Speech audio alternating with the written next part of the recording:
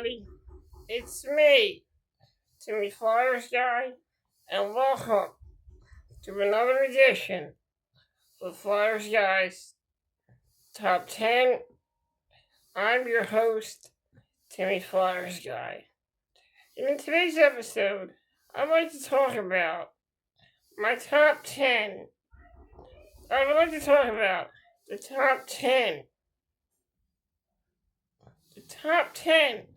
best eras in professional wrestling. I'm going to be discussing a lot of my favorite eras, and a lot of eras that are very popular. So we're going to start off with my first pick, and I gotta keep this one simple. At number one, I have to say the best time to be a wrestling fan would have to be the era that WWE is in right now. And that is the era from 2023 to 2025. In those years, we've had many great things happen in wrestling. In WWE in 2023, CM Punk made his return. Another great moment was Cody Rhodes finishing the story at WrestleMania in 2024. Let's not also forget, you got some great athletes like Seth Rollins, CM Punk. You had a great women's division led by women like AJ Lee, Bayley, Becky Lynch, Charlotte Flair, Alexa Bliss, Selena Vega, and many more. This era has definitely been a great era of WWE. I like what Triple H has done with the company. He's really helped WWE become a more popular wrestling organization. Because at that time, before that, WWE was having financial issues back in 2020 during the global pandemic, where fans were not allowed in the arenas. WWE took a huge loss that year, but many years after that, the WWE was back on top. It's back on top once again. So at number 10, today's WWE. Now I get into my number 2 pick. Now I wasn't really around for this one, but this era revolutionized the wrestling industry. And that was the era of Hulkamania. Hulkamania was such a big act in the 1980s and the early 90s. Hulk Hogan was one of the most popular wrestlers of the 1980s. Not just the era of Hulk Hogan, but also their competition in the NWA. And in WWE, back in the 80s and 90s, you had guys like Hulk Hogan, Macho Man Randy Savage, Big Boss Man, The Ultimate Warrior, Sensational Sherry, Shawn Michaels, when he was very young. And let's not forget the tag teams of the Rockers, the Natural Disasters, Demolition, and Legion of Doom. And let's not forget the wrestlers of NWA.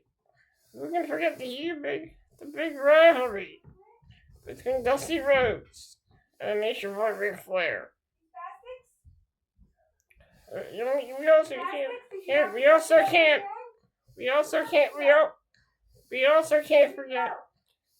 can't forget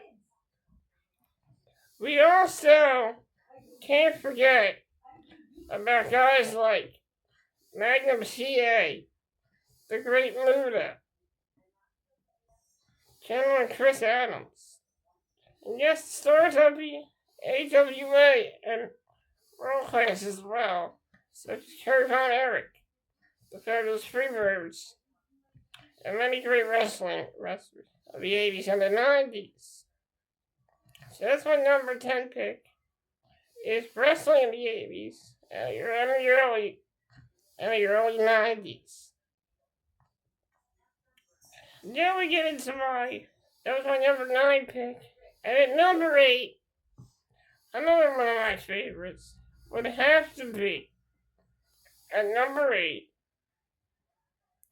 and I'm going to get a lot of flack. And at number 8, I'm going to have to go with the era of the Yes Movement.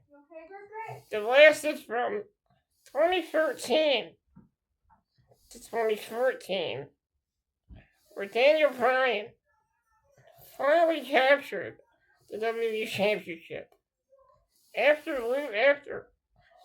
some after some chicanery by the authority of Triple H, Stephanie McMahon, Randy Orton, Cooper Kane, and many others. People tried to keep Daniel Bryan down, but he would not quit. Daniel Bryan would not quit. He did everything he could to become champion, and he finally achieved that goal at WrestleMania in 2014. And that is another one of my favorite eras at number 8, the Yes Movement. Next up, we have the era of NXT. From 2013 all the way to, I should say 2012, all the way up to 2014 and beyond. Well, 2014. That year, NXT became one of the most popular developmental brands in WWE history.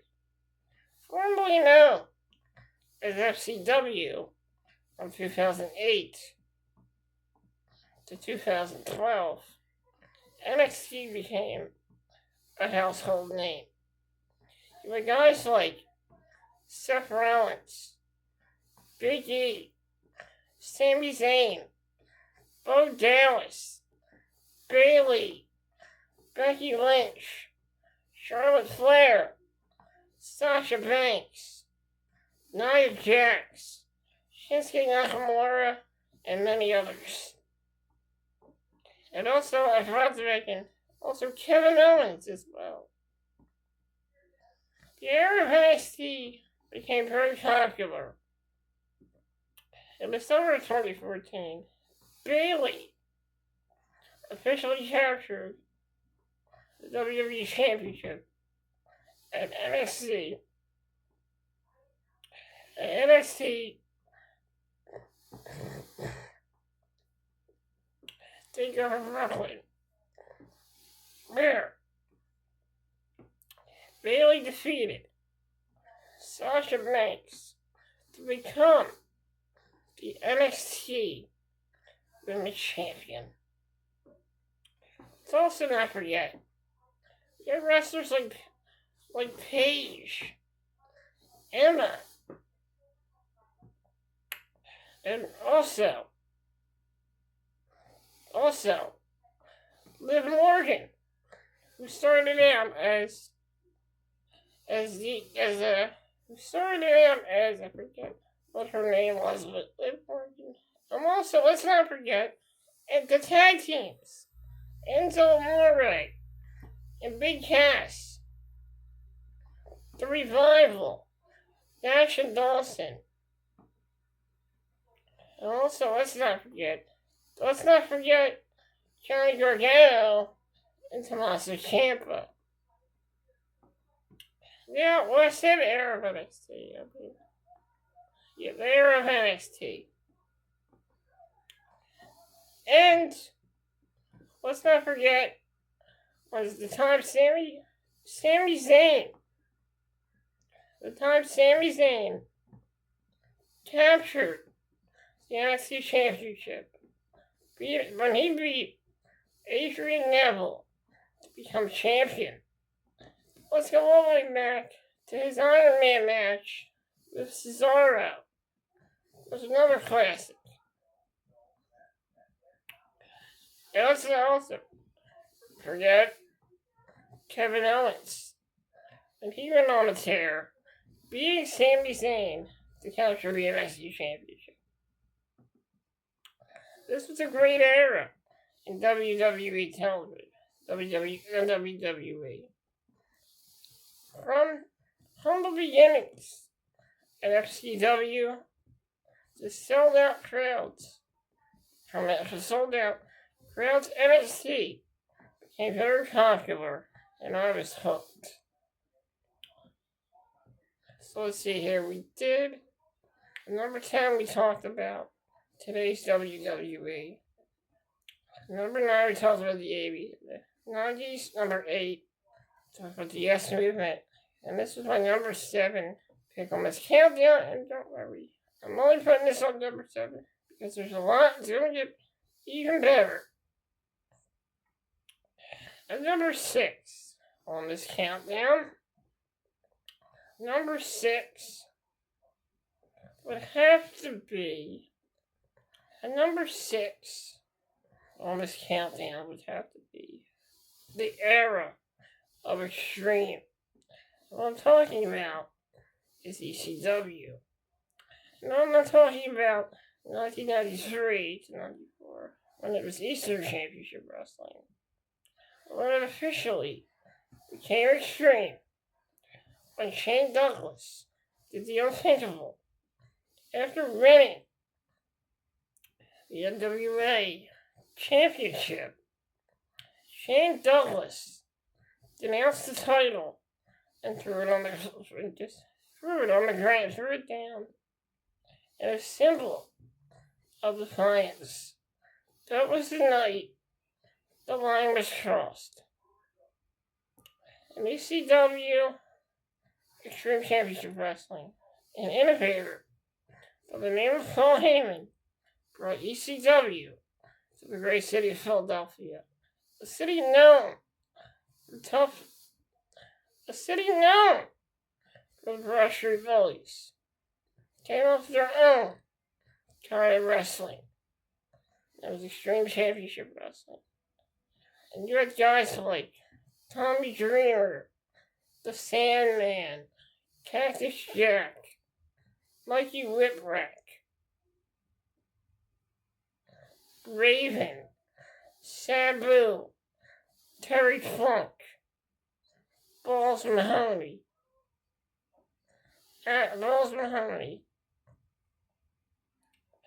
Yoshihiro Tajiri, the Blue World Order, and let's not forget the many beautiful women of ECW, such as Francine, Dawn Marie, Tammy Fitch,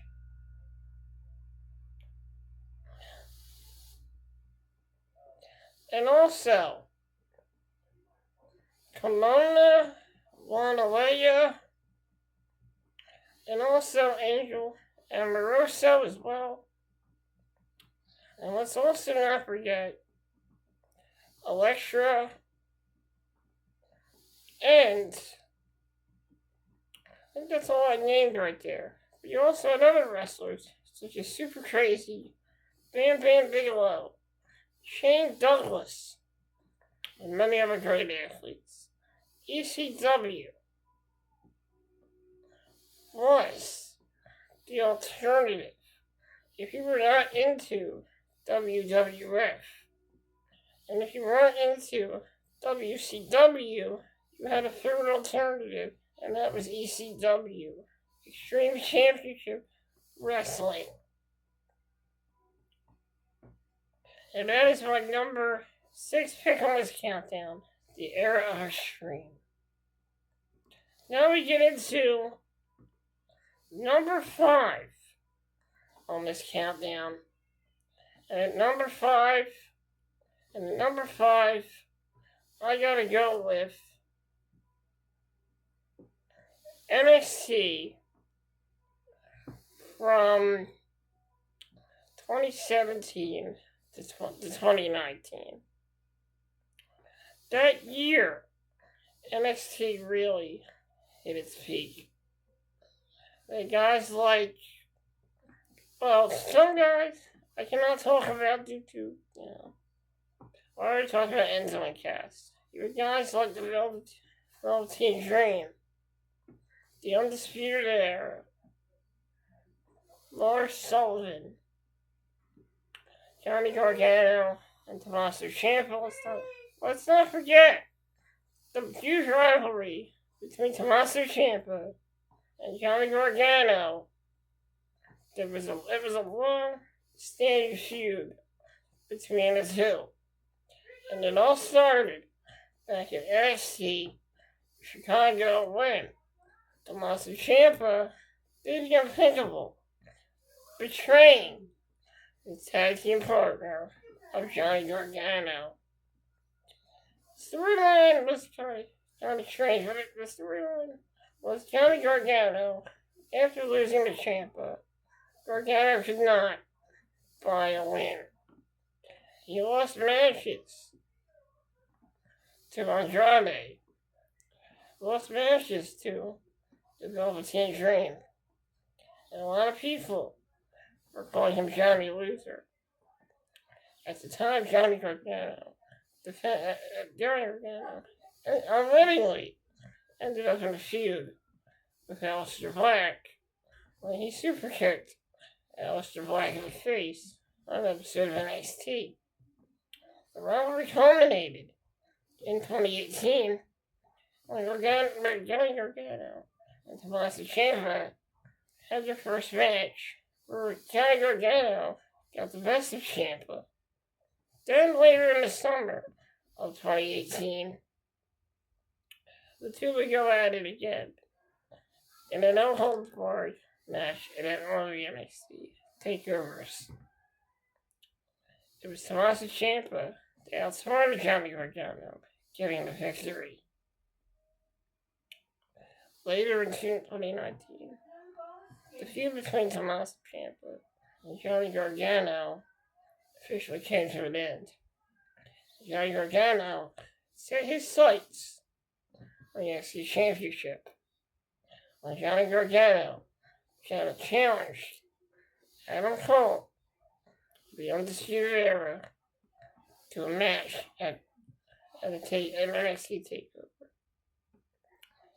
In that match, it was Johnny Gargano who came out on top and became the NXT champion. This was a great era for NXT. And this is another one of my favorite eras in NXT. So number 5, NXT from 2017 to 2018.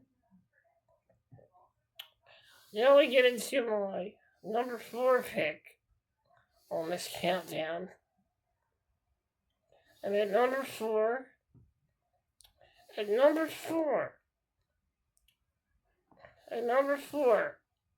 the era of CM Punk.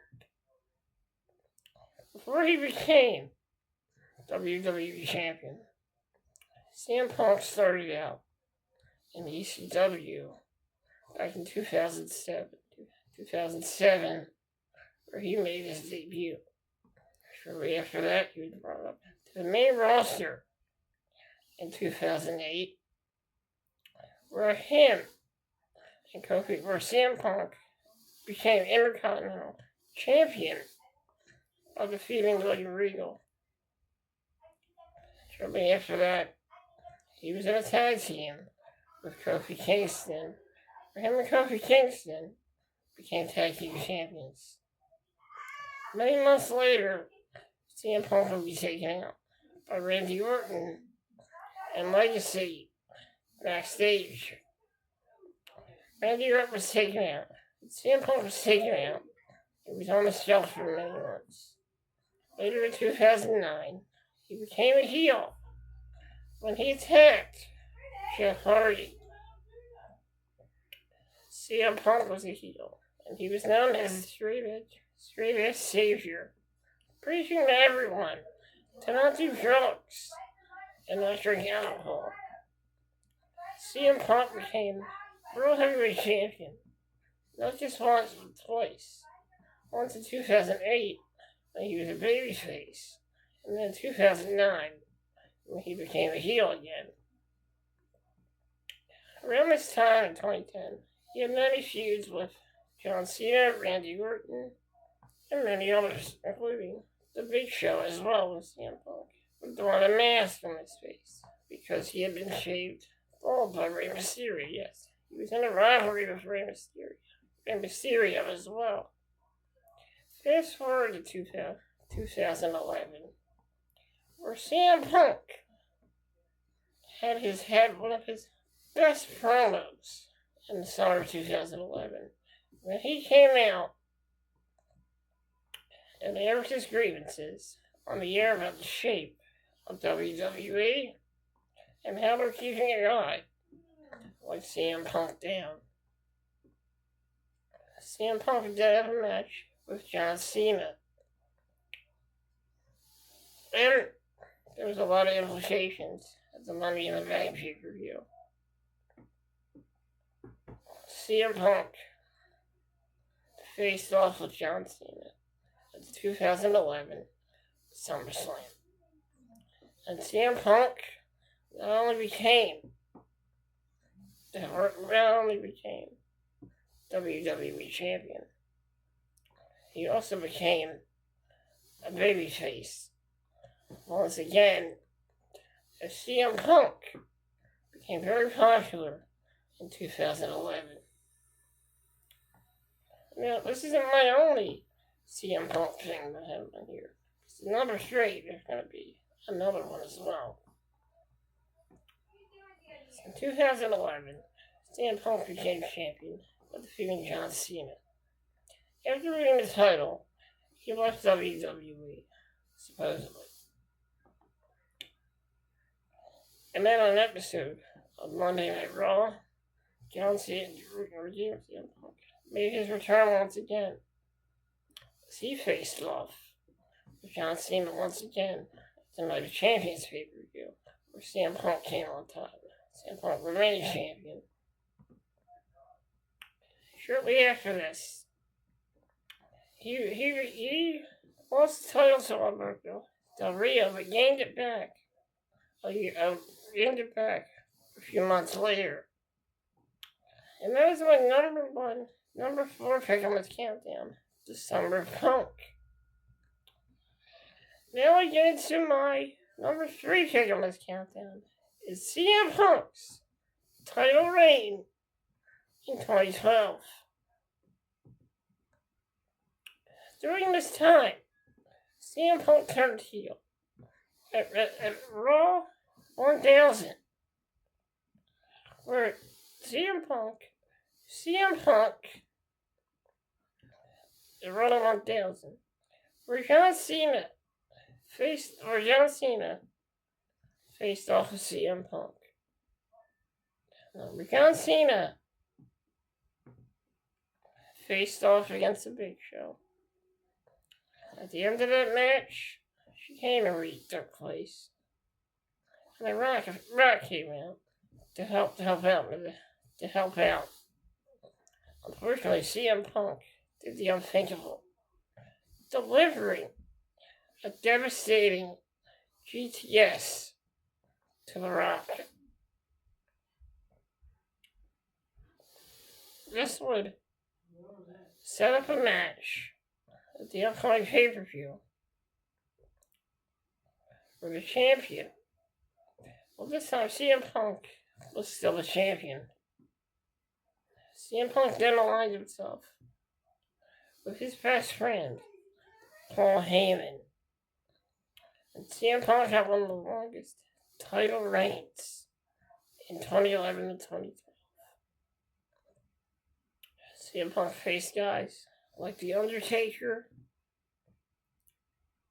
and he defended his title week after week, coming out on top. Unfortunately, CM Punk had the longest title reigns. It ended the Royal Rumble when The Rock defeated CM Punk for the World Championship. And that was pretty much it. But his title reign lasted a long time. CM Punk left the WWE in 2014. And they made his return. After that, CM Punk went to AEW for a bit. And then ended up getting suspended. Getting fired from AEW. Then going back to AEW a year later.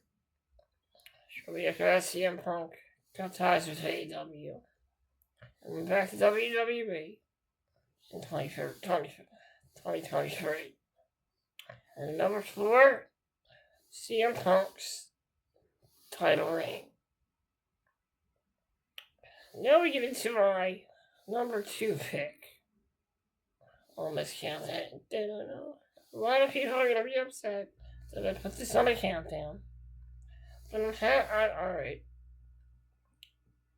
So, before I get to my last 2 picks, here's my honorable mention. The Ruthless Aggression era. One of the best eras in WWE. That time you had the returning NWO. You had the Dudley Boys. You had guys like Maven.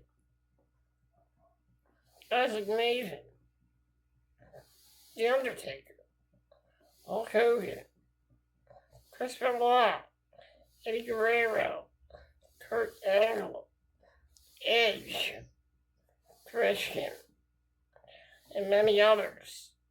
So that's my honorable mention. The Ruthless Aggression era. And number 2, the Attitude Era. The Attitude Era was one of the most innovative things WWE has ever done. You see, back in the 90s, WWE was very cartoony. And WWE needed to make that change. And it all started in late 97. But the Attitude Era really hit its peak in 1998 to 2001. Well, to 2000. I don't really count 2001 as Attitude Era wrestling, but you had a lot more racier content. You had guys like Val Venus, Generation X, Nation of Domination, Stone Cold Steve Austin, The Rock, and The Undertaker. And let's not forget the whole Ministry of Darkness angle. That was a good angle. And also, let's not forget Generation X. Great angle as well. Let's not forget the Undertaker's brother, Kane, as well. That was a great storyline between Kane and the Undertaker. They had some bangers that year in 1998-99. Let's not forget about guys like X-Pac and also Triple H. And let's not forget one of the toughest women in wrestling, China. China wasn't just tough. China wasn't just a pretty face. She could kick your ass. She was a badass. So at number 2, the Attitude Era. And at number 1 of my favorite times to be a wrestling fan would have to be 1997, WCW, 1996 to early 1998. This was amazing. During that year, you had a faction of the NWO, led by Hollywood Hogan. But let's go back to Bash at the Beach 96. Well, Hulk Hogan did the unthinkable. When Hulk Hogan turned heel at Bash at the Beach 1996, where him, Scott Hall, and Kevin Nash would form the NWO. The NWO would terrorize Monday Night WCW week after week on Monday Nitro, vandalizing production trucks, attacking wrestlers in the parking lot. Let's not forget the infamous beating of the Four Horsemen on September 96 edition of WCW Monday Nitro. But let's not forget how this all began. It all started on Memorial Day of 1996 when Scott Hall came out and declared war on WCW. The NWO grew in numbers. They added new members such as Ted DiBiase, NWO Sting, Michael Wall Street, Big Bubba, Buff Bagwell, Scott Norton. Not just the NWO, but you can't forget about workhorses like Diamond Dallas Page, one of the most popular wrestlers of the 1990s. A man who was the working man's wrestler. He was the American dream of the 90s. Well, not of the 90s. And that was Diamond Dallas Page. Let's not forget the night Lex Luger defeated Hollywood Hogan to capture the World Heavyweight Championship. Let's not forget from 96 when Hulk Hogan absolutely terrorized and tormented Macho Man Randy Savage. And let's not forget when Lex Luger and the Giant teamed up together. And let's not forget the rivalry between Hulk Hogan and Roddy Piper. These two had a rivalry that lasted from 96 to 97. This feud went on for 2 years between the two. And let's not forget the formation of the NWO Wolfpack. A formation that was against the NWO. They did their own thing. And it was really cool. Let's not forget when Goldberg beat Hollywood Hogan to become World Heavyweight Champion. And also a streak. Goldberg's winning streak as well. 1996. WCW from 1996 all the way up to 1998 was a great time to be a wrestling fan. And I don't really want to talk about late 1998 because that's when the shit really started to hit the fan. From late 1998 into 2001 when WCW officially went out of business. Well, that's it for some of my favorite eras in wrestling. For some of the best eras in wrestling. Guys, thank you for joining me. I'll see you in the next episode. I'll be counting down my top 10 favorite sitcom Christmas specials. Guys, thank you for joining me here on the Flyersguys top 10. I'll see you guys next time. Also, officially, today I am officially 39 years old today. It is my birthday today. So, it feels pretty damn good to be another year older. Guys, thank you for joining me here on the Flyersguys Top 10. In my next episode, I'll be counting down my top 10 Christmas episodes of Christmas sitcom episodes. So that'll be my first holiday episode this year. And then after that, I'll be talking about some of my favorite Christmas candies. Guys, thank you for joining me here on the Flyersguys Top 10. I'll see you guys next time.